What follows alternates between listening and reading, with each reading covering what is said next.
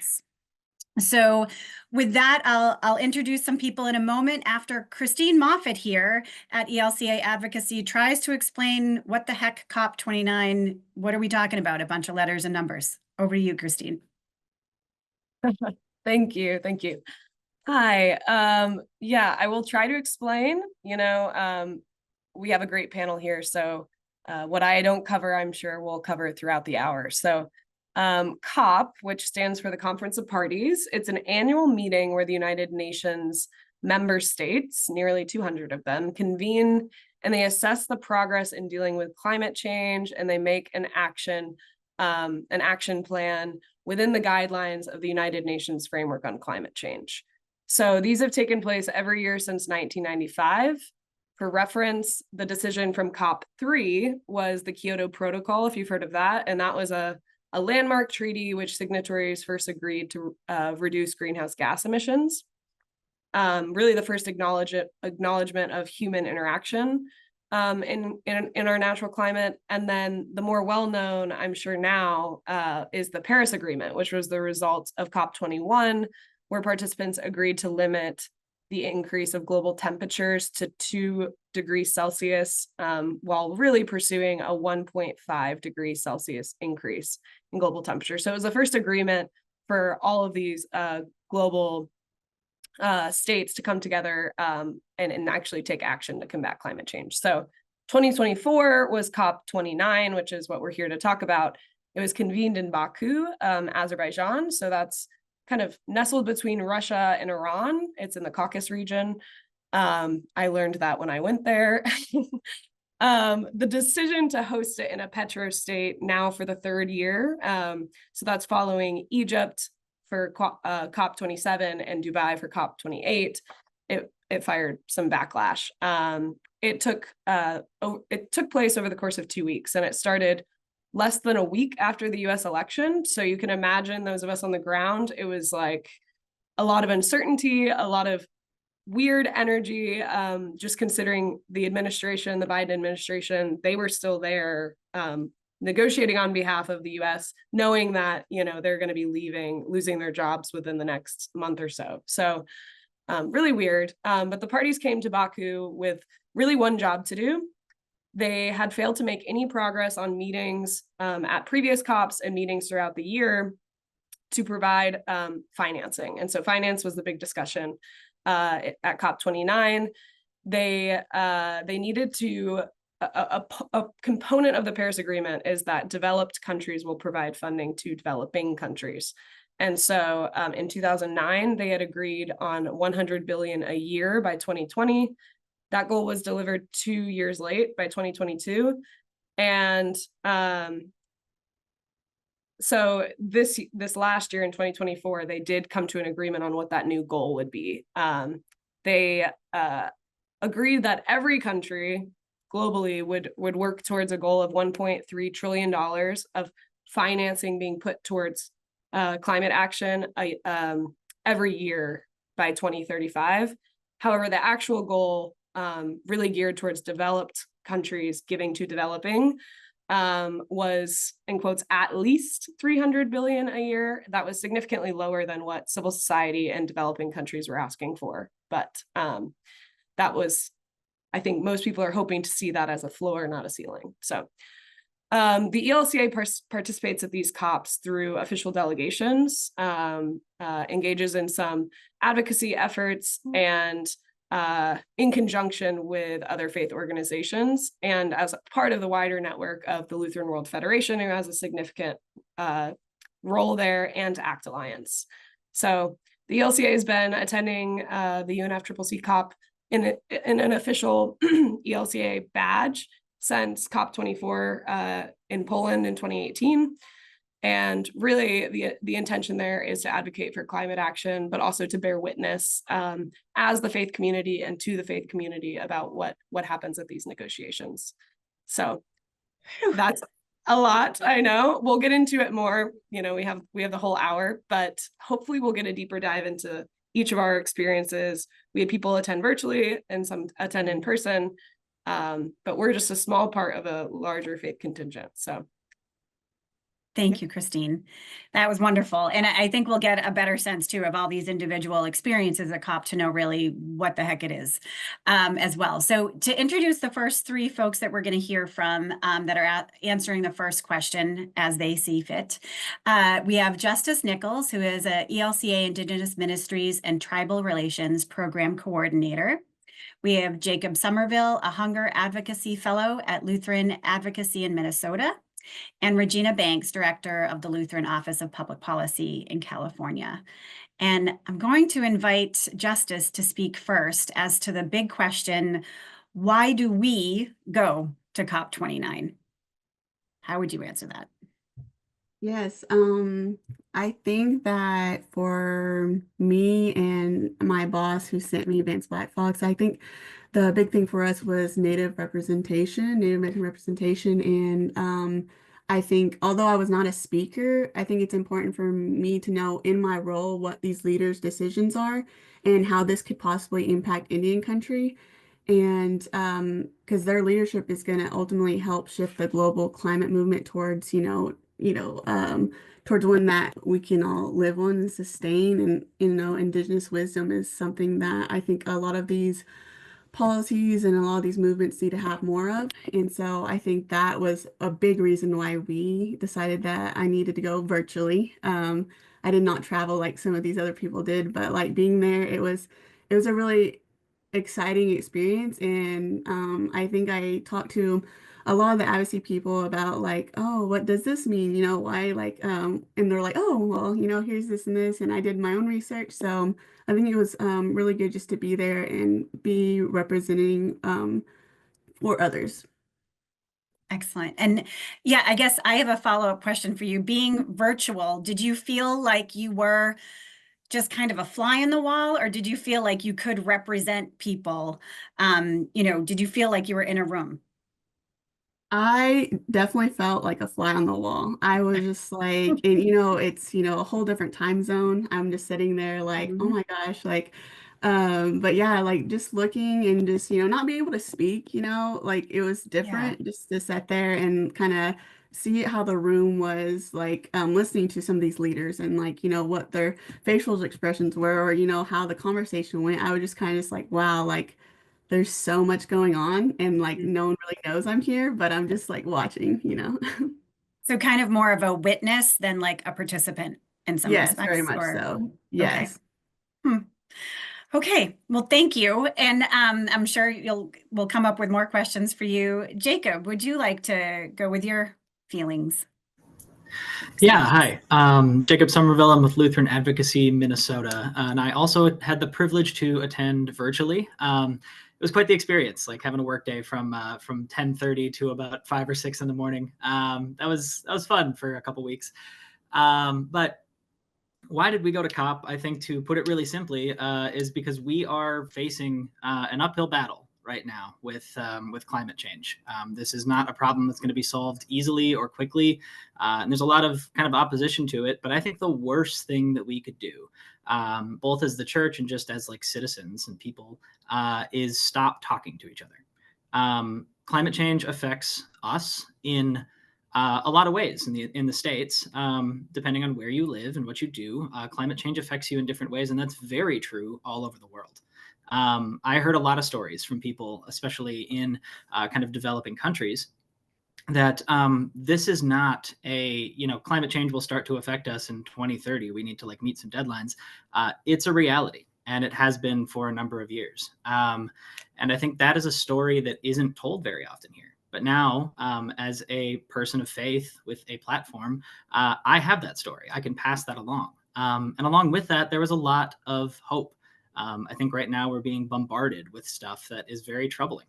But there are pieces of hope in amongst all of this stuff that I heard at COP that I can now bring to anybody that I am a minister to. I'm about to be ordained as a deacon in the ELCA, and now I can take all of this hope for climate change that doesn't really seem to be there in kind of the mainstream, and start pushing against that. So I think our involvement in COP is a really, really good and important thing for a number of reasons. So thank you. Thank you, Jacob. So what I'm hearing from you too is that you have this platform, you're hearing information, but you're meant to reverberate that, what you hear, and to share that. Not necessarily using people's stories, but being able to share that. So that's wonderful. Thank you. And look, you're here doing it right now. We'll continue. Regina, I'm going to hand it over to you too, because I know this is not your first rodeo. How many COPs have you been to now? Not my first rodeo. Good morning, everyone. Joining you here from Sacramento, California. And no, this is not my first rodeo. This is the 5th COP that I've attended. So I've been in this since COP25, which was in Madrid, rescheduled, redirected from Chile. And I'm loving your question, Phoebe. Why do we go to COP? But I'd like to split that into 2 questions, which is why do we go? And then why do I go?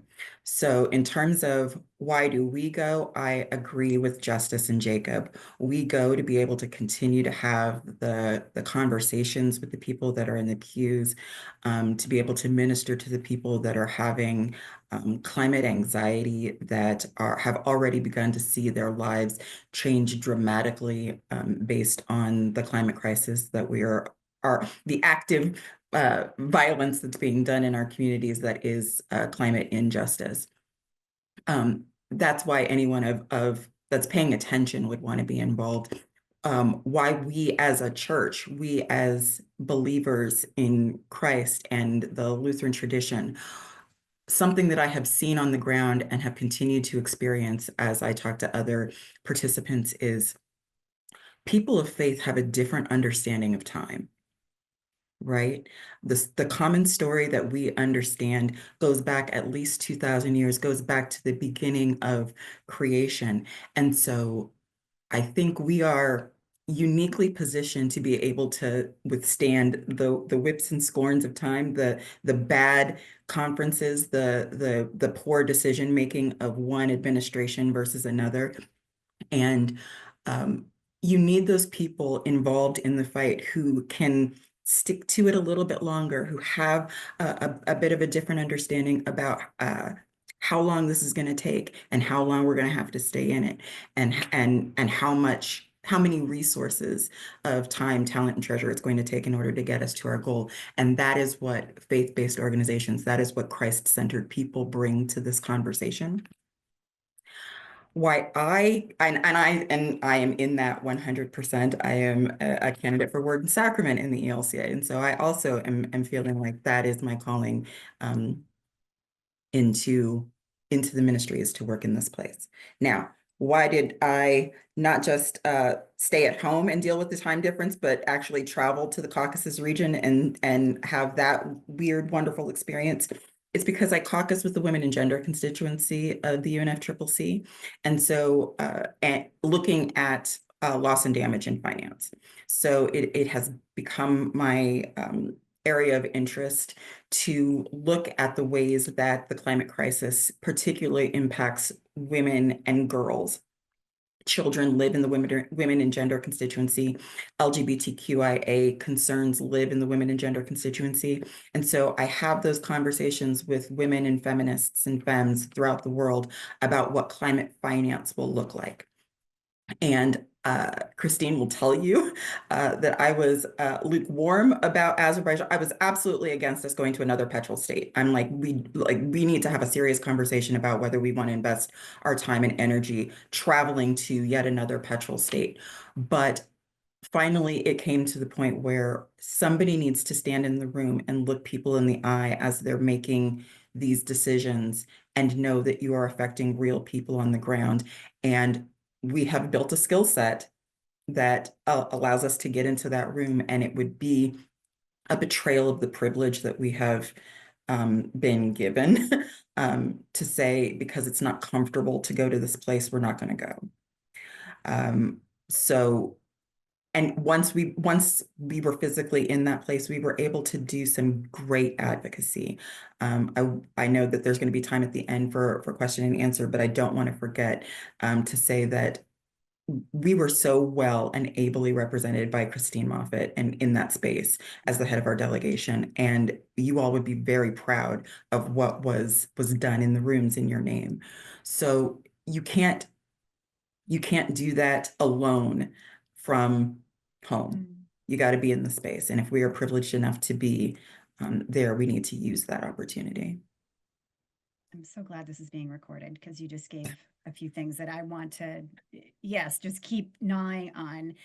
The phrase betrayal of a privilege is particularly important here that I think we'll keep coming back to. You said a couple phrases, though, that I'm hopeful for those others in the room that don't do this every day. Can you unpack the two phrases loss and damage and climate finance a little bit? Yeah, so know if that's useful. there are different aspects of the conversation at COP and in the international climate spaces, right? So there's adaptation, that is, the world has already changed. How are we going to adapt to the way that the world has already changed? There's mitigation, which is it hasn't quite changed that bad yet. Like we can change our behavior and mitigate the worst ravages of the climate crisis. And then there's loss and damage, and that is it's changed, it's done. The hurricane has come, the mudslides have happened, the fire has ravaged. Now, what are we going to do to rebuild people's lives and the infrastructure and the ecologies of those places and the non-human parts of creation that have been affected by the worst? And if you're going to rebuild anything, that takes money. And so climate finance is, where's the money going to come from to do the adaptation and the mitigation work that has been identified? Thank you. And yeah, that's important too, because I know the term climate finance for some people could mean lots of different things, cap and trade, all kinds of different, but in this scenario, this is what we're talking about. Just a good segue. Also, you talked about that we have a different idea of time, and yes, and the fact that we have a different idea of maybe what success looks like and what urgent is important, and yet what does success look like? So that's a segue to our next wonderful trinity of folks that are going to speak a little bit about what were the outcomes and successes. You know, when you came home and people said, how'd it go? I have heard things in the news, but I'm really, really curious to hear directly from you, from the personal through the international perspectives. We're now going to hear from Tammy Wolof, Director of Lutheran Advocacy in Minnesota, and then also Courtney Hall, Hunger Advocacy Fellow with the Lutheran Office of Public Policy in California. And from Christine Moffett, ELCA again, ELCA Program Director for Environment and Energy Policy. So I'm going to start this off with Tammy to answer that question about how was it? How'd it go? What All are we right. doing next?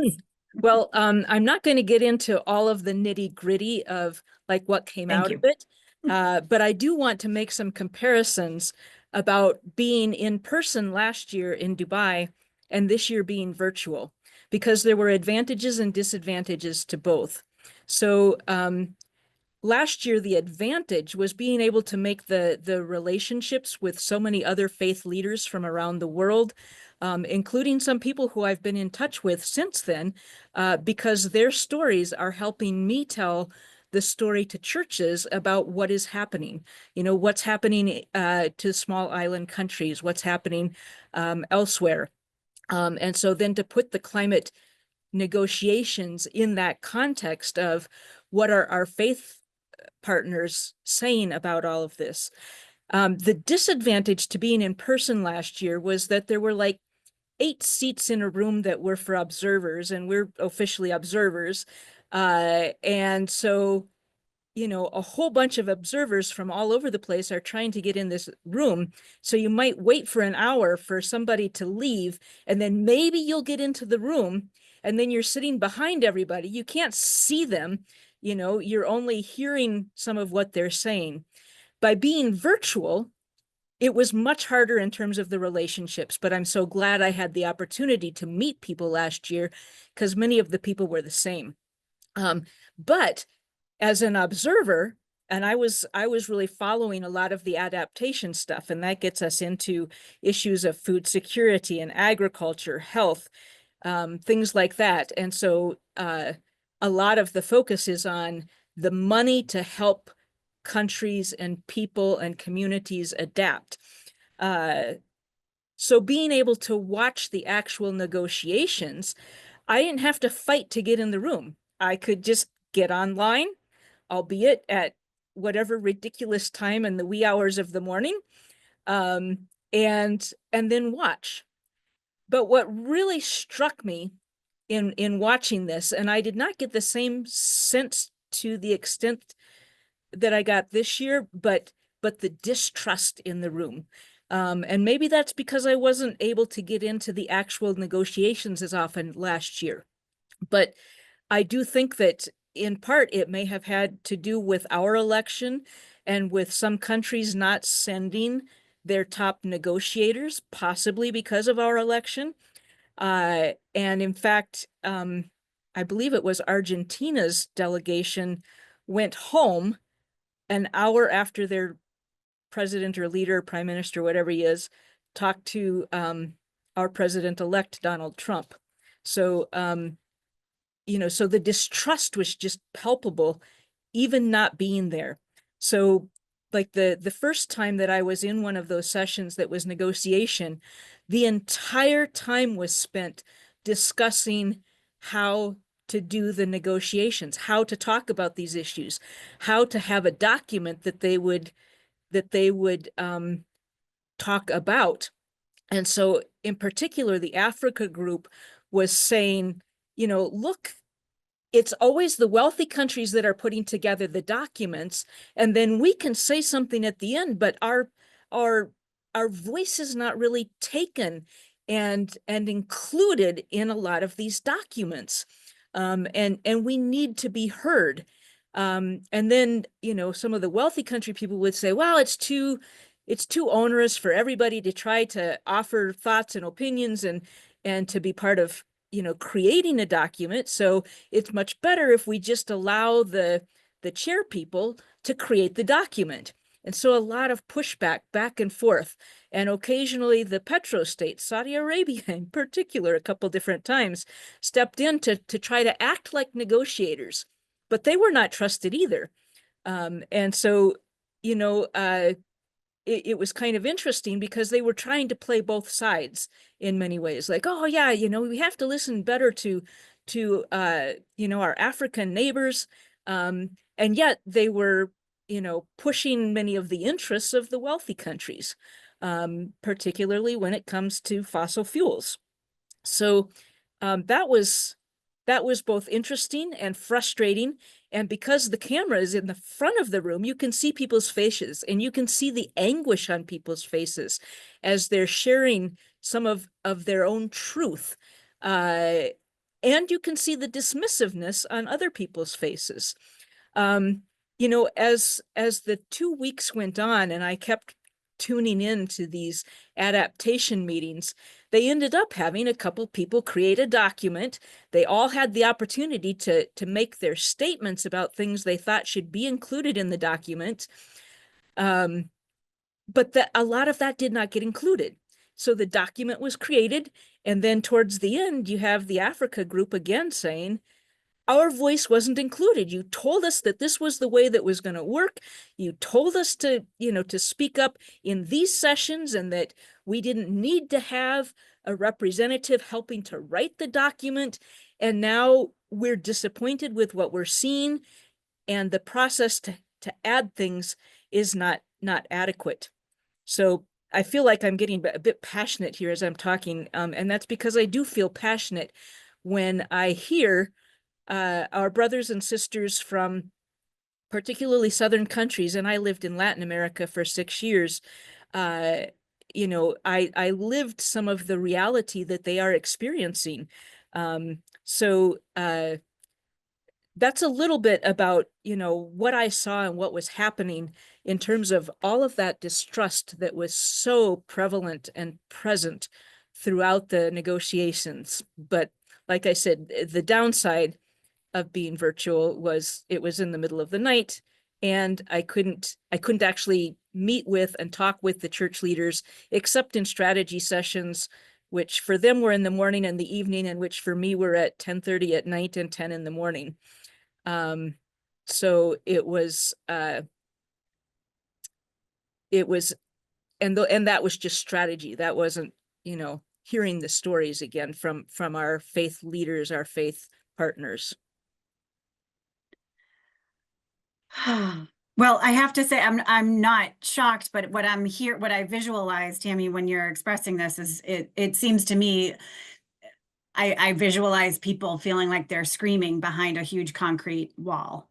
But to be able to know that there are witnesses and that there is what I hope for is that the networking that goes on behind those big concrete walls is what will be the roots of what really starts to grow here. I don't know if I'm being too optimistic, but again, thinking of success in a different light. I appreciate your passion and honest frustration, Tammy. Thank you.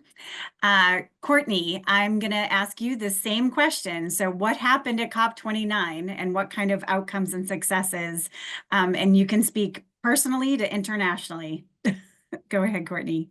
Thank you. My name is Courtney Hall. I am the Hunger Advocacy Fellow for California's Lutheran Office of Public Policy. I also attended virtually, and as everyone else, it was a 12-hour time difference from California to Baku, so it was a fun 2 weeks. But I focused on mitigation, and specifically mitigation revolving around urban areas and cities. So a lot of the conversations were about shifting the focus away from making national plans to making region-specific plans. And that's really important for a country as large and environmentally diverse as the United States is, because when you're trying to mitigate, for example, in California, creating actions to mitigate wildfires, that's not needed in somewhere on the East Coast where you need to create action to try and mitigate the impacts of hurricanes. So it was really interesting to see how these different parties were trying to emphasize the need to shift the focus and that it's not a one-stop shop. There's not a single perfect solution for climate change within a single country, let alone the whole world. And what countries are able to do and what cities and states and regions are able to do differs.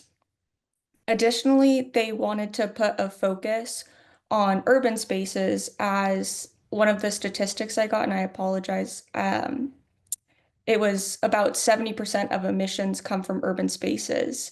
So that's where the focus needs to be in terms of mitigating the impact of that. And along with that came a need to shift relationships and improve relationships among stakeholders. So the main stakeholders are people in the scientific fields that are doing the research, gathering the data to see what's happening, what can be done. Policymakers, so local, state, federal, global politicians that are actually changing the policy, and then the investors and financial institutions. So one discussion that really stood out to me was it was called Bridging the Gap, the role of science and policy in addressing global challenges. And they discussed how there is a lack of interdisciplinary work and collaboration and communication in the STEM fields.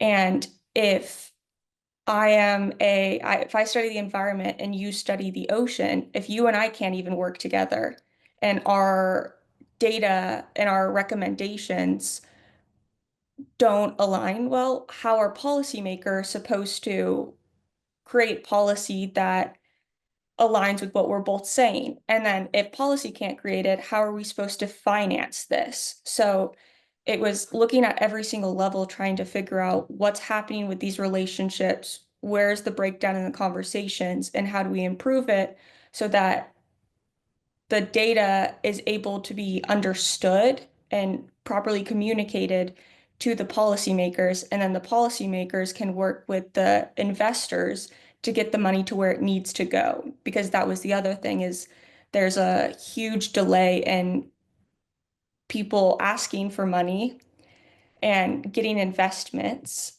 and it actually getting to where it needs to go in the end. So a lot of what I saw regarding mitigation was just what we're doing isn't working. There's a lot of issues between communication, focus areas, so on and so forth. So we need to figure out that before we can actually do anything productive, essentially. I have a couple of big questions for you, Courtney. One being, so did they just leave all these questions hanging, or will there be work before COP30 as to how communication improves? Like, what are there parties in between? Is this the only conference of parties? You know, what's happening in between? Any idea? I can't say anything specific. A lot of these conversations came from think tanks. I know Deutsche Bank spoke at a couple of the events that I was watching. There was one event with mayors of a town in Uganda, Germany, Indonesia, I think. And so each of them had, I guess, essentially a different plan for the future. And the conversation I was talking about the role of science and policy, the panel was made up of academics and scientists. So for them, they don't need to go to a policymaker to say, hey, we want to work together. So that's a more individual approach of going to, say, the school. I believe one professor is from Notre Dame, going to the school and saying, hey, we would like financing to combine my work with this person's work and try and interact. So it was more so, I think, talking about what individuals and specific groups need to do to improve, but I wouldn't say that there was a overall plan of we're going to meet here and talk about what we're going to do, if that makes So sense. kind of a request to do business a little differently. Yeah, exactly. And I think just a way to globally acknowledge the need so people can't say like, oh, we didn't know that was, Right. it's pretty right. much just bringing it to everyone's attention. So That's you important. couldn't bury your head in the sand. Yeah. And when you're speaking too about everybody having their own language, we're a bunch of church people. You want to talk about like our own language, right? So we know how bad we can get with some of our jargon. I'm curious, when you mentioned those stakeholders, science, policy, and money people, where did you imagine seeing church more involved, or, church people of faith being able to help those conversations? Or did you see us as one or the other in those groups? Yeah, I definitely did. I think churches of all faiths across the world have a unique ability to unite people of different backgrounds, experiences with a common aspect of their identity that allows you to communicate and even just brings you into the same room as people you might not have ever been in the same room with. So I think that because of the role church plays in society as a whole and being a uniting factor globally, I think that churches definitely do play a important role in trying to bridge these gaps and just allowing people to acknowledge those differences, but realize, okay, we still at the end of the day have this common goal. In the same way that I, as someone who does policy, have the same faith as, say, an engineer. Um, the people who do the scientific research and the policymakers have the same end goal. So it's just, how do we communicate that end goal and how do we frame our views to realize we want the same thing in the end. So how are we going to get there together? Right, right. Amen. Well, thank you, Courtney. And I'm sure we'll come around again with more questions, but at this point, I'd like to hand the mic back to Christine, who's going to also share her perspectives of success. Or not. Yeah.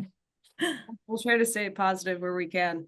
Thank you. I do want to also make the plug right now, as people are listening to me drone on. No, hopefully not, but we will have time for question and answer. So please, there should be a box at the bottom. Please put any questions you have for the wonderful panelists here. We have a lot of knowledge in this space, so excited to be able to answer any of your burning questions. I also want to just name that everyone here, these are the attendees. We actually had 2 other attendees that weren't able to make it on the panel that did represent the ELCA virtually at COP. And it's not by accident. We have a lot of like diverse perspectives here. So I serve in our federal advocacy office in Washington, D.C. So my lens is very U.S. federal government focused. But we also have like Tammy and Regina from 2 different states, Minnesota and California, as well as their hunger fellows that are, you know, Minnesota and California. I mean, I would have said California was always, you know, leading everyone by a mile on climate policy, but Minnesota has had a couple good years here that it's just like having their expertise on what they're doing more locally is really valuable. And then having Justice from our Indigenous Relations and Tribal, or Indigenous Ministries and Tribal Relations program is so valuable because tribal nations don't have formal representation in the UN space.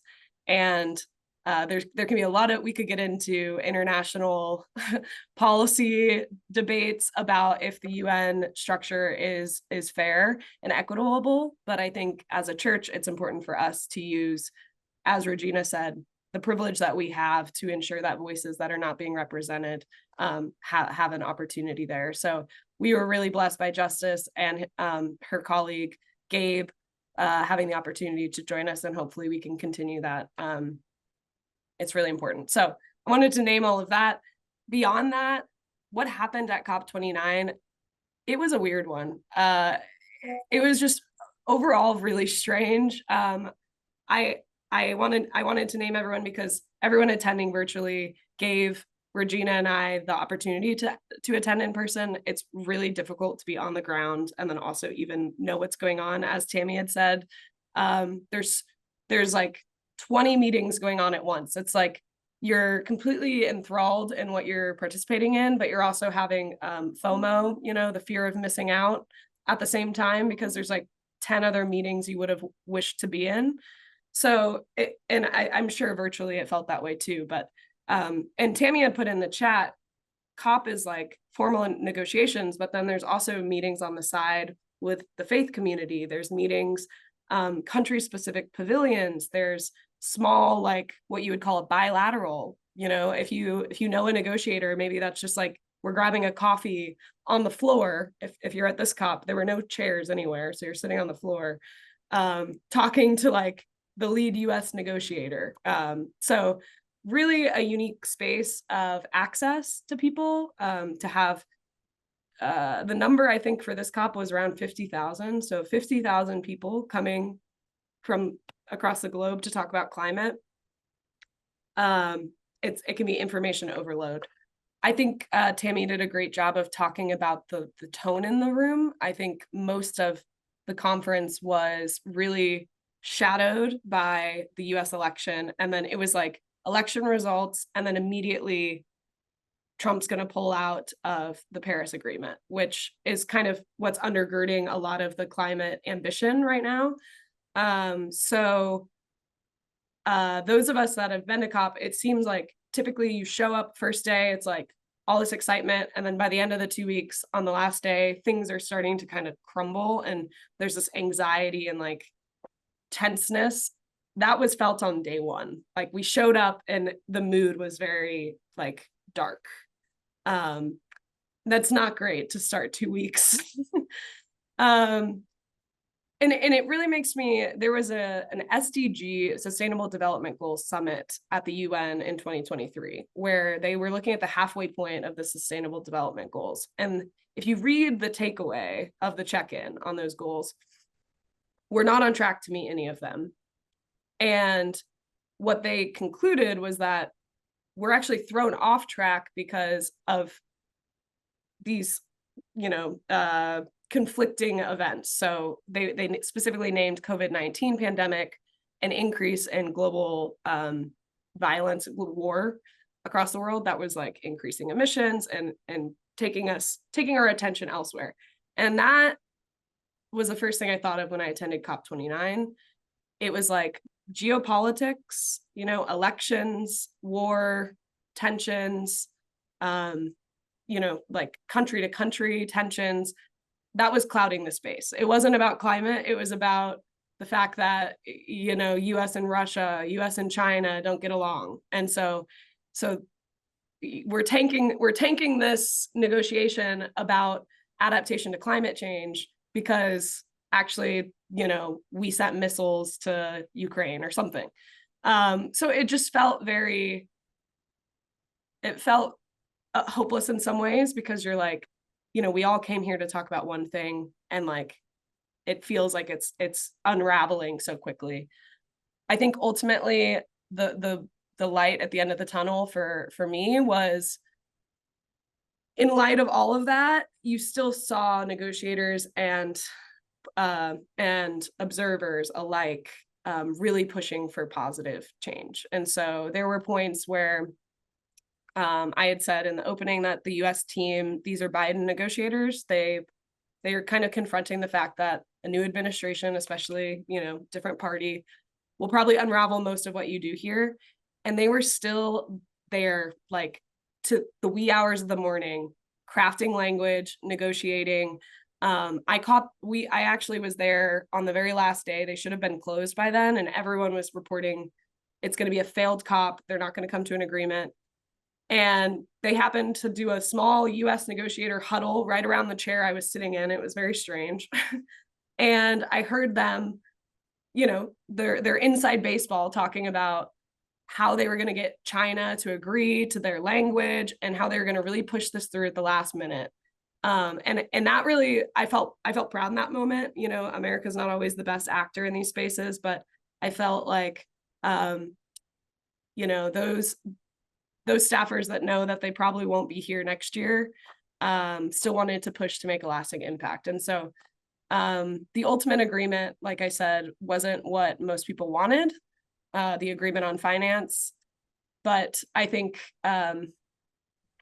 it did set at least a floor. And then, I mean, really the other big takeaway I'll mention, kind of tacking on and highlighting what Regina said, the importance of us being here, and then how Courtney framed it, and Jacob talking about people hearing and listening and being able to talk to each other. I think the faith voice in these spaces has been uniquely powerful. And I just want to reiterate that to everyone here that's attended, because we're only able to be here because of you, those that support us and our work.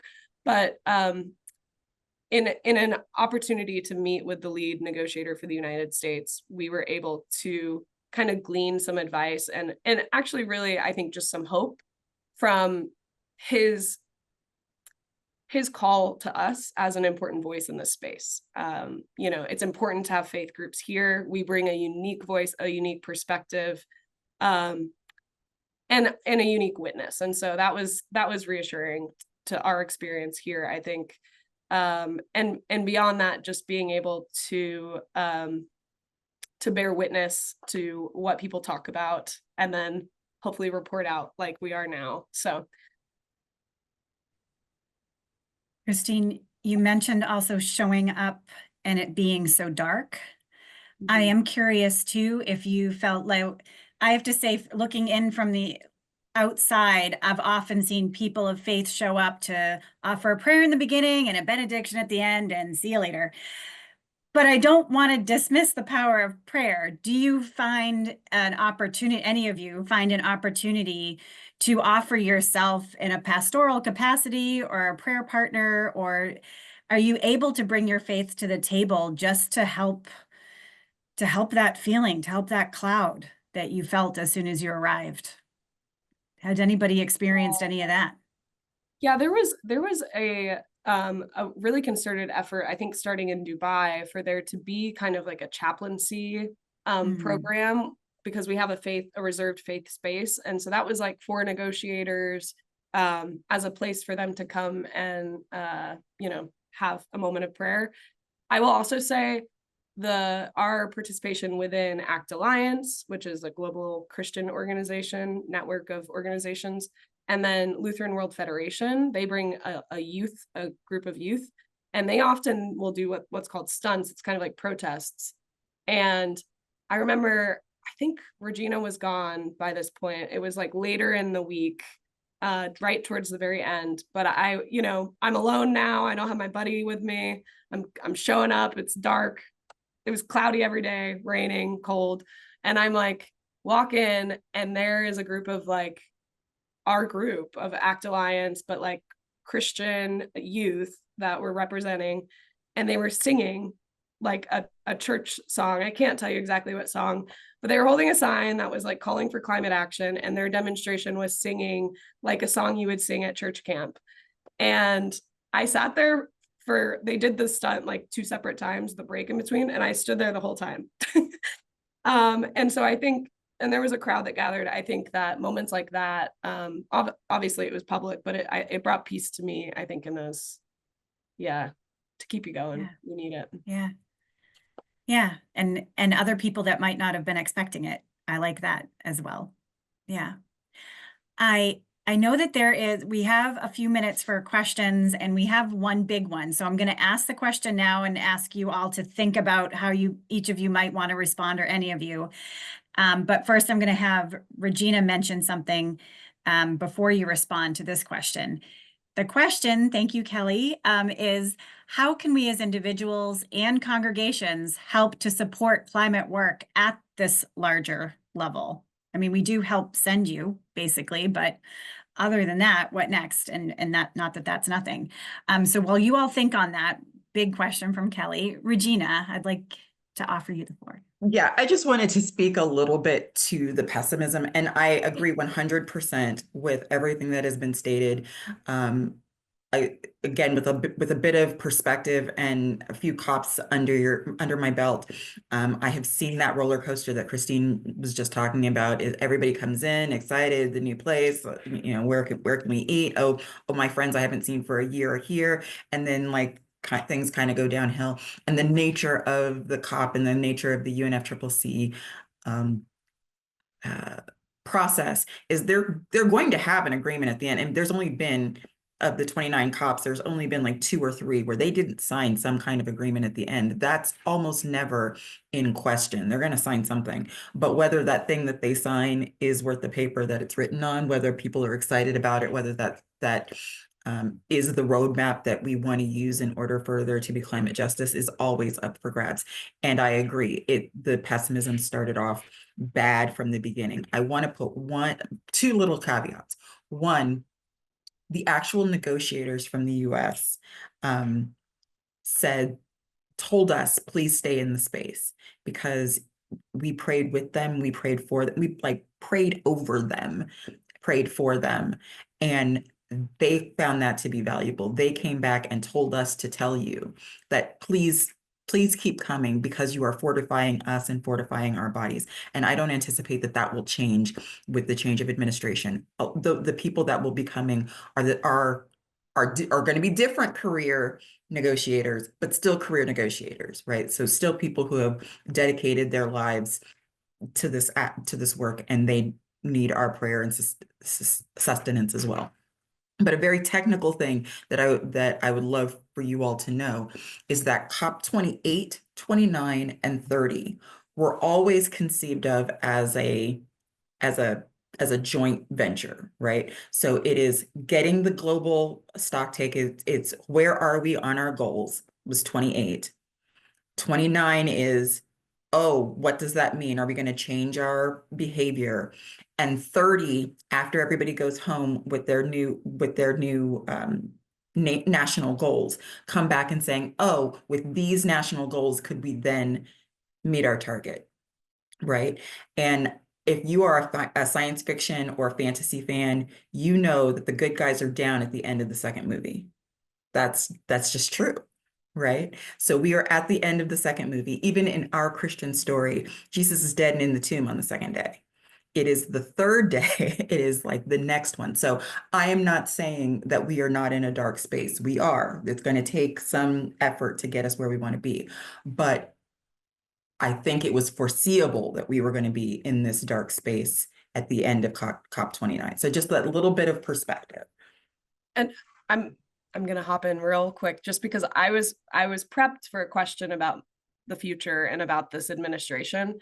And I think Kelly's question is a really great one, and maybe we can all contribute to it. But I do want to I think we'd be remiss to not talk about the fact that we went here, all of this was hinged on the Paris Agreement, and now President Trump has signed an executive order to pull us out of the Paris Agreement. And so that means it takes a year to officially do that. So we will still be present in some capacity at COP30, but the United States is out. It's a little scary. I was scared, I'll admit, but I think we do need to find the light. So I'll just say a few things. It's been 10 years since the Paris Agreement. We have 25 years till developed countries are expected to be at net zero. 2024 was the hottest year on record.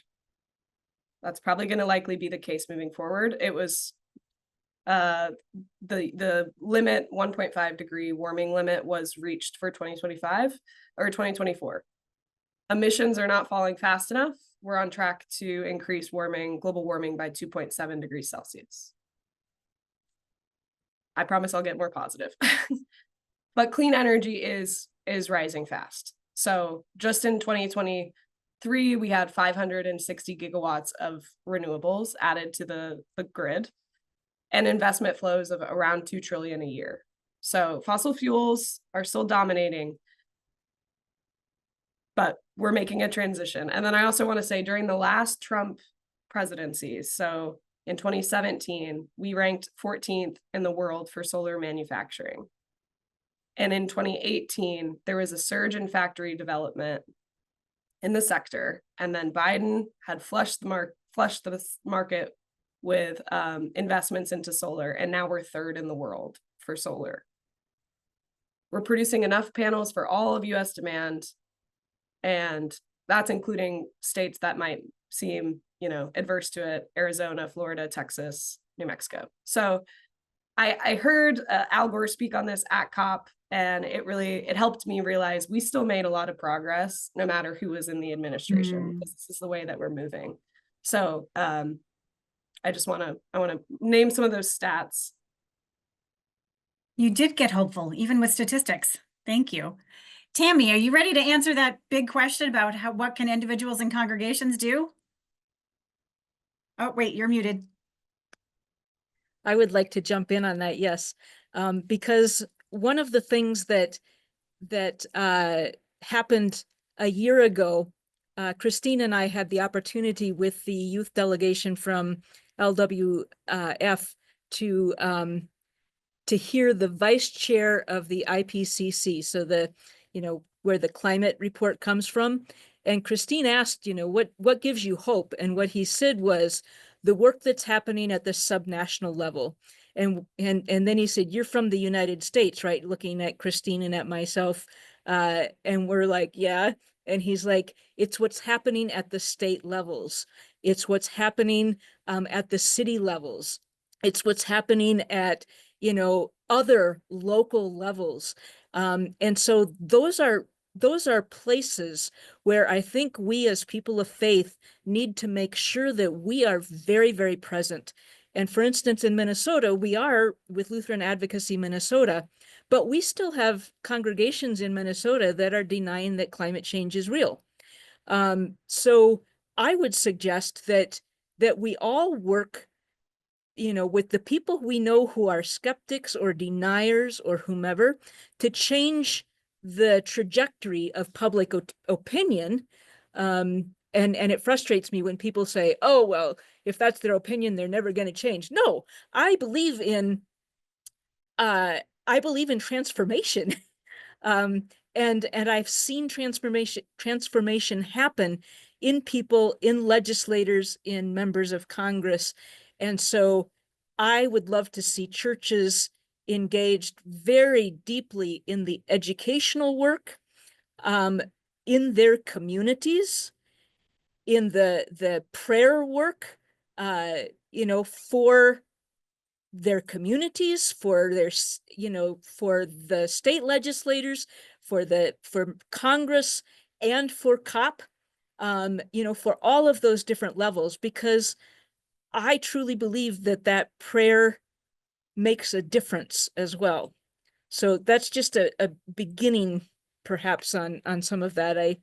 I have all sorts of ideas that are popping in and out of my head. So, And I think to help continually answer that question, somebody asked who to follow on Facebook and social media. Definitely stay in touch and follow ELCA Advocacy, because they're kind of our conduit for what is going on locally. That's why we're so grateful that we have, state policy offices. But also, if you don't have a state policy office, I will lift up the fact that Lutherans Restoring Creation has a map that tries to network everyone that is doing smaller stuff. But when we try to be an ampliphone and project ourselves out into the world, it is important what you are doing locally. That is where we can make a difference, regardless of who is in the administration. Any other answers to that question that any of you are really eager to answer, Regina? I'll just do a very quick plug for those of you who are in California. You can certainly follow us at LOPP and plan to join us on Lutheran Lobby Day, which is the last Wednesday in May. I believe it's the 28th. And we always have an environmental component, and we always equip our advocates to be able to go forth and have conversations with our state legislators. I believe all of the SPPOs have lobby days and opportunities for you to build that relationship with your legislators, so that you can make your voice heard about what it is that you care about in terms of environmental advocacy at the subnational level. Yes, Justice. Oh, go ahead, Jacob. Oh, sure. Yeah, no. One of the things that really gave me hope is a press conference that I watched with Governor Jay Inslee, and he was it was a press conference for the America is All In Coalition, and this is like something that I had no idea even existed, but it's a group of people that are elected officials, that are government employees, nonprofits, a big alliance of people that represents over, I believe, if I remember correctly, 60% of Americans. And they are committed, no matter what our stance federally is on the Paris Agreement, to still hold to those standards. And I would say that gave me a lot of hope. I had no idea that there were that many people on a subnational level that represented that many people that were working so hard. I think it's very easy to look at the Paris Agreement and us pulling out of it and expect to see smog floating through the air by the end of the week, but we're not there yet. There are still a lot of people working very hard to make this happen. And I think what you can do in your congregations is to continue to inspire hope, to talk to your folks that are understandably very concerned about this, and let them know that the worst thing we can do is give up right now. We are at a tipping point, and we have been for a while. But get in touch with your state public policy offices with the ELCA. If you are unsure where to start with this kind of thing, we all have a ton of resources. Contact your legislators, go to their offices, knock on their doors, be annoying. This is the time. The most holy thing you can do, the next faithful step, is to go and bug your legislators. If you're looking for what to do with this, get your congregations moving toward the Capitol. Amen. Thank you. And Justice. Yes, just real quickly, I was going to say, just coming from an Indigenous perspective, just exactly kind of what Jacob said is the advocacy part is just write to legislators, supporting Indigenous climate leaders is a really good aspect to do. And then partnering with Indigenous local groups. So like supporting tribal climate adaptation projects or acknowledging land and offer reparations is a good start on an individual level and working your way up. So yeah, thank you. Thank you. I'm so glad that we were able to end on a hopeful message, and you got to see my cat Lily. Sorry, dismount. I am hopeful that at this point we can have a closing prayer. If Regina, are you up for that, perhaps? Thank you so much. Thank you all for being here. Peace be with you. Let us pray. Oh, Holy One, we lift our hearts in gratitude for the beauty of your creation, for the rolling hills and rushing waters, for the vast sky and the song of every bird, for the forests, the fields, and all creatures that dwell within them. You spoke, and the world was formed in wonder and abundance. Yet in this time of both beauty and uncertainty, we confess our fears and our failures. We have not always cared for the earth as we should. We have taken more than we have given, forgotten we are stewards, not owners, and too often turned away from the needs of our neighbors and future generations. Lord, grant us wisdom to discern the right path, strength to protect and restore what has been damaged, and courage to act with love and justice for all you have made. Help us to trust in your sustaining grace, knowing that even in our weakness, your mercy endures and your spirit renews the face of the earth. In Jesus' name, who reigns with you in the Holy Spirit, one God, now and forever. Amen. Amen. Thank you. Thank you.